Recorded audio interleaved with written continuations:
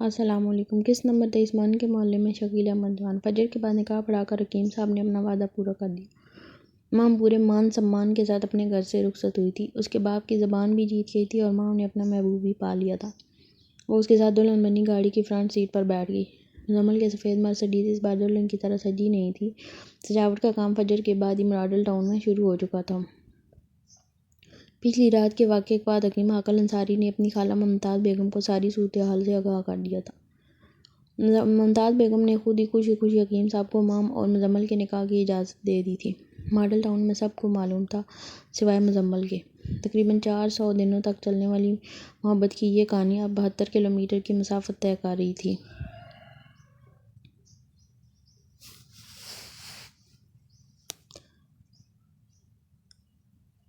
مزمل چپ چاپ گاڑی ڈرائیو کر رہا تھا اور مام اس کے پہلو میں بیٹھی تھی۔ خاموش محبت کے کردار اب بھی خاموش ہی تھے۔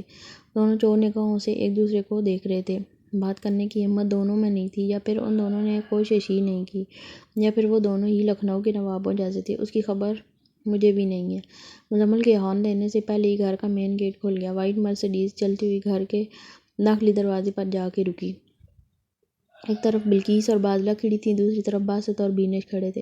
چاروں کے ہاتھوں میں گلاب کی پتیوں سے بھری ہوئی پلیٹیں تھیں۔ مزمل گاڑی سے اترا۔ اس نے جلدی سے مام کا دروازہ کھولا اور اپنی دایاں ہاتھ مام کی طرف بڑھایا۔ مام نے پہلے مزمل کے بڑھے ہوئے ہاتھ کو دیکھا، پھر ایک نگاہ اپنے محبوب پر ڈالی۔ وہ نکاح کے بعد اپنے مجازی خدا کو پہلی بار چھونے والی تھی۔ اس نے مسکراہٹ دباتے ہوئے اپنا ہاتھ مزمل کے ہاتھ میں دے دیا۔ گاڑی سے اترنے کے بعد ان کو 4 سیڑھیاں چڑھنی تھیں۔ مام کو یاد آیا مسجد کی بھی 4 ہی سیڑھیاں تھیں جو گلی کی طرف اترتی تھیں۔ آخری سیڑھی پر پہنچ کر ان دونوں نے ایک دوسرے کی طرف دیکھا۔ سامنے ان کی راہوں میں گلاب کے پھول پتیوں کی شکل میں بکھر کر لیٹے تھے۔ مزمل ان گلاب کی پتیوں پر پاؤں رکھنے ہی لگا تھا کہ مام نے اس کا ہاتھ دبایا اور مزمل کی طرف دیکھا۔ مزمل نظروں کا حکم سمجھ گیا۔ مزمل نے اپنے لیدر کے شوز اتار لیے۔ مام کے ہونٹوں پر میٹھی مسکراہٹ نے انگڑائی لی۔ اس نے بھی اپنی ہیل والی سینڈل اتار لی۔ مام کے پیروں میں مہندی رچی ہوئی تھی۔ جرابیں اتارنے کے بعد مزمل کے سفید پاؤں اور بھی سفید نظر آ رہے تھے۔ وہ دونوں ننگے پاؤں چلتے ہوئے اپنی دادی کی طرف بڑھے۔ ان کے اوپر پھولوں کی برسات ہو رہی تھی۔ دادی کے پاس پہنچ کر مزمل بولا، دادو یہ ہے آپ کی بہو۔ ممتاز بیگم 2 بازوؤں والی کرسی سے اٹھیں اور مام کی پیشانی سے بوسہ لے لیا۔ دادو میں چلتا ہوں۔ مزمل نے ایک نظر مام کو دیکھا، وہی ایک نظر جو وہ 400 دنوں سے دیکھتا آ رہا تھا۔ وہ لاؤنج سے اوپر جاتی ہوئی سیڑھیوں کی طرف بڑھ گیا۔ وہ اپنے کمرے میں پہنچا جس کی سجاوٹ کا کام ہو رہا تھا۔ وہ بغیر کچھ بولے تیار ہوا اور فیکٹری کے لیے نکل گیا۔ بادلہ ایک کمرے میں مام کو لے گئی۔ اس کے پیچھے پیچھے ممتاز بیگم بھی پہنچ گئی۔ مام بیٹی وہ میاں والی گیا، رات مجھے بتا رہا تھا، اسے سیرامکس کا بزنس بڑا راس آیا ہے۔ میاں والی کی ایک پارٹی ہے، وہ اپنی فیکٹری بیچ رہی ہے، اس کی ڈیل کرنے گیا ہے۔ گھبرانے کی کوئی بات نہیں، حنیف اور وکیل صاحب اس کے ساتھ ہیں، شام تک واپس آ جائے گا۔ ممتاز بیگم متواتر بول رہی تھی اور مام خاموشی سے سن رہی تھی۔ مام بیٹی تم کپڑے چینج کر لو اور فریش ہو جاؤ، پھر ناشتہ کرتے ہیں۔ مام نے اپنے عروسی لباس کی طرف دیکھا، پھر ایک نظر کمرے سے جاتی ہوئی ممتاز بیگم پر ڈالی۔ بھابی اب یہ پہن لیں۔ بادلہ نے ایک سوٹ کی طرف اشارہ کرتے ہوئے کہا۔ مام کو صرف بھابی یاد رہا، باقی وہ کچھ یاد نہیں رکھنا چاہتی تھی۔ بادلہ یہ اتار دوں؟ مام نے اپنے عروسی لباس کی طرف دیکھ کر سوالیہ انداز میں پوچھا۔ جی ہاں، شام کو بیوٹیشن آ جائے گی، آپ پھر سے تیار ہوں گی اور بیگم صاحبہ کا خریدا ہوا لہنگا پہنیں گی۔ بیگم صاحبہ کا رات کو کہہ رہی تھی، بادلہ میں اپنی مام کو مزمل کے لیے خود تیار کرواؤں گی۔ بھابی آپ کا لہنگا بھی بہت خوبصورت ہے، لیکن پہنا تو آپ نے کسی اور کے لیے ہی تھا۔ آخری بات مام کے دل پر جا کے لگی۔ وہ اٹھی اور جلدی سے شمعون کے لیے پہنا ہوا عروسی لباس اتار کر سادہ کپڑے پہن لیے، ناشتہ کیا اور ممتاز بیگم کے کہنے پر سو گئی۔ مزمل پچھلی سیٹ پر سکون کی نیند سو رہا تھا، جبکہ حنیف گاڑی ڈرائیو کر رہا تھا۔ حنیف کے برابر میں مزمل کا وکیل بیٹھا تھا۔ لاہور سے میاں والی تک سارے رستے مزمل سوتا رہا۔ ڈیل فائنل کرنے کے بعد واپسی پر وہ مام کے خیالوں میں کھویا ہوا تھا۔ اسی وقت دل سے آواز آئی جو کہ دل ہی کی تھی، مزمل صاحب میں نے صحیح کہا تھا، نہ صرف وہ چیز ناممکن ہے جسے انسان ناممکن سمجھتا ہے۔ دل کی دھڑکی کا درد دوائی سے دور نہیں ہوتا، اس کے لیے امید اور دعائیں درکار ہوتی ہیں۔ امید آپ نے چھوڑی نہیں، دعا کا مشورہ تو میرا تھا، دل نے سینے کے اندر ننھے بچے کی طرح اچھلتے ہوئے کہا۔ دماغ نے آج دل کو منہ لگانا مناسب نہیں سمجھا۔ مزمل تخیل کی وادی میں کھویا ہوا تھا۔ گاڑی لاہور کی طرف رواں دواں تھی۔ مزمل نے آنکھیں بند کر رکھی تھیں۔ اس نے بند آنکھوں کے ساتھ منہ میں کہا، میری ماہم۔ آخری قسط۔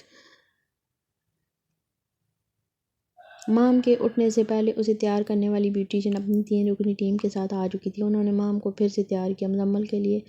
مزمل بھی گھر واپس آ چکا تھا۔ عشاء کی نماز پڑھنے کے بعد مزمل تیار ہو کر نیچے آیا۔ وہ شلوار قمیض میں ملبوس تھا، گلے میں پھولوں کی مالا، اور مزمل سادگی کے باوجود بھی پروقار نظر آ رہا تھا۔ مام دلہن بنی ہوئی لان کے صوفے پر بیٹھی ہوئی تھی۔ ممتاز بیگم نے مزمل کو اس کے پہلو میں بیٹھنے کا حکم دیا۔ دونوں فوٹوگرافر اسی انتظار میں تیار کھڑے تھے۔ ایک مختصر سا فوٹو سیشن ہوا۔ گھر کے تمام افراد نے اس جوڑے کو تحائف پیش کیے۔ اس کے بعد ممتاز بیگم نے مزمل کو حکم دیا کہ تم دلہن کو اپنے کمرے میں لے جاؤ۔ مزمل نے ہاتھ بڑھایا اور مام نے جلدی سے اس کے ہاتھ پر اپنا ہاتھ رکھ دیا۔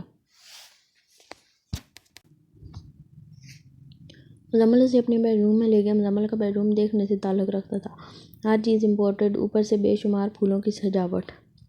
مزمل نے مام کو اپنے بیڈ کے پاس لے جا کر بیٹھنے کا اشارہ کیا۔ مام کمرے کو دیکھتے ہوئے بیڈ پر بیٹھ گئی۔ دوسری طرف سے مزمل اس کے پہلو میں آن بیٹھا۔ مام کے پہلو میں مزمل کو بیٹھنے کی دیر تھی۔ مام کے دل کی دھڑکن تیز ہو گئی۔ مزمل نے مام کے جھکے ہوئے مکھڑے کو اٹھایا اور کہنے لگا، میرا نام مزمل بیگ ہے۔ مام نے سنا تو اس کے رخسار پر مسکراہٹ بکھر گئی۔ میں کل تک ماہم چودھری تھی، آج الحمدللہ ماہم مزمل ہوں۔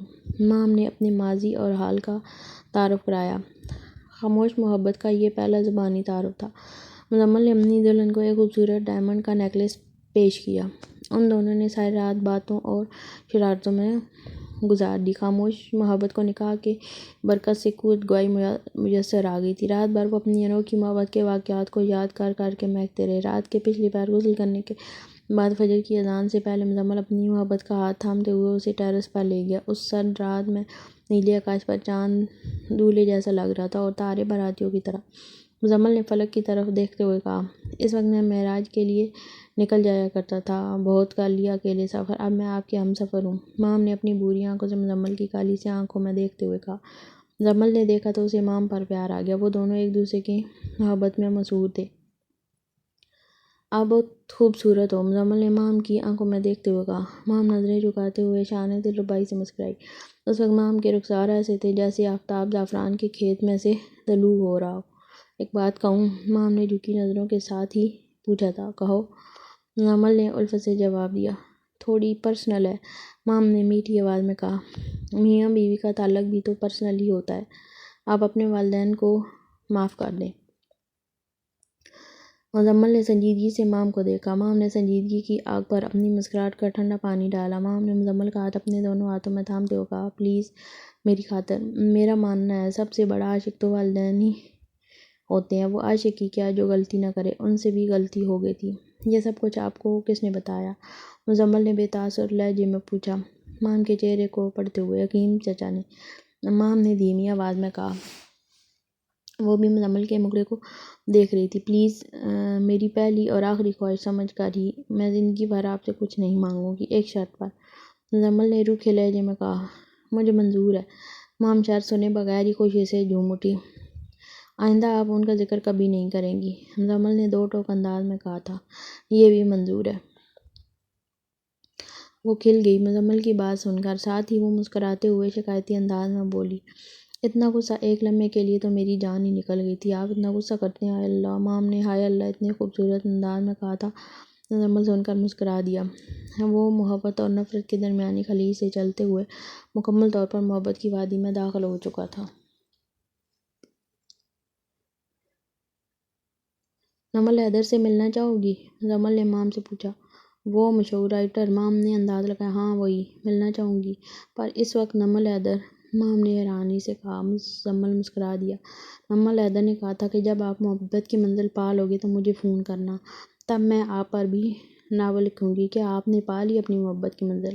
مام نے ادائے بے نیازی سے پوچھا۔ میری محبت اور میری منزل دونوں اس وقت میرے سامنے ہی ہیں، مزمل نے رومانٹک انداز میں کہا۔ مام نے اس کی بات سن کر نظریں جھکا لی تھیں۔ ملن شادی حال سے شروع ہونے والی کہانی ملن پر ہی ختم ہوئی۔